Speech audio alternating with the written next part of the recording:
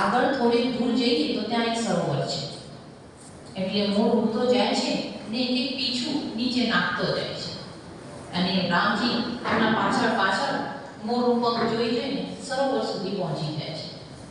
ત્યાં પહોંચીને માતા સીતાને પાણી પણ પીવડાવી દે છે.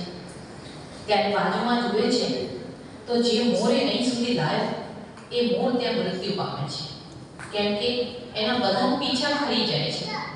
એ સરોવર સુધી પહોંચાડતા એ મોર પોતાનું જીવનું દાન આપી દે છે. ત્યારે ભગવાન એમને વચન આપે છે કે આ જન્મમાં તે મારા ઉપર એક ઋણ ચડાવ્યો છે, આવતા જન્મમાં હું કૃષ્ણ અવતાર લઈશ ત્યારે તારા જ નામનો મુકુટ મારા માથે હશે.